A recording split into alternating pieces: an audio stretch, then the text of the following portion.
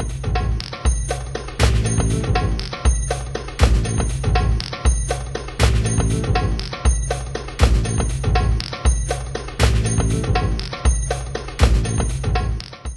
Ninth Circuit Court of Appeals has invalidated Proposition 8, which now means that same-sex marriage here in California is legal.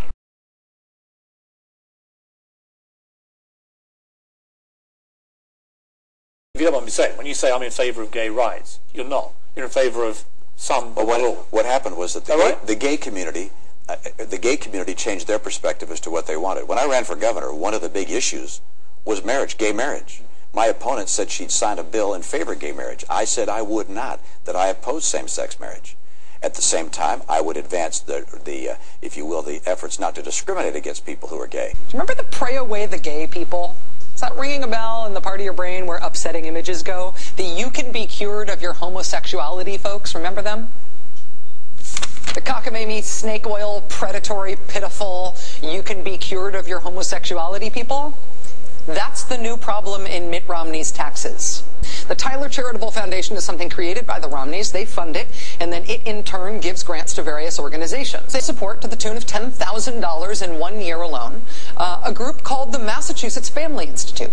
The Massachusetts Family Institute is an anti-gay group based in Boston, Massachusetts, that advocates all sorts of anti-gay causes, and that explains that if anybody is gay, well, you should quit that. Quote, we encourage the healing of individuals who wish to change their choice of lifestyle through the work of Exodus International, Love One Out, and parents and friends of ex-gays and gays. But marriage and what is the gay right that you're in favor of?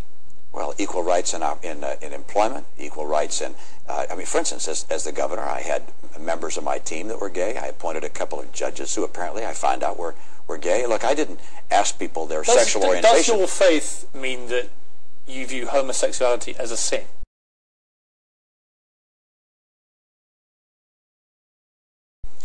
You know, I separate quite distinctly matters of personal faith from the leadership that one has in a political sense. Can you do that?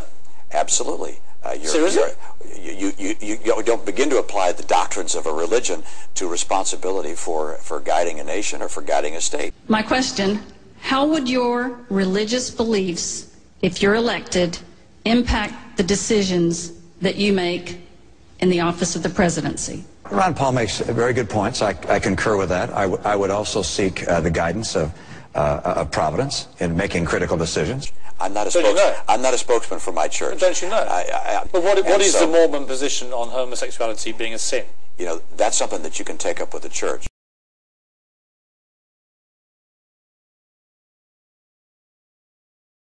I'm not a spokesman for my church, and one thing I'm not going to do in running for president is become a spokesman for my church or apply a religious test which simply is forbidden by the Constitution. I'm not going there.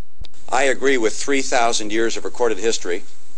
I disagree with the Supreme Judicial Court of Massachusetts.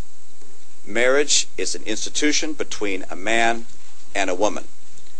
I will support an amendment to the Massachusetts Constitution to make that expressly clear.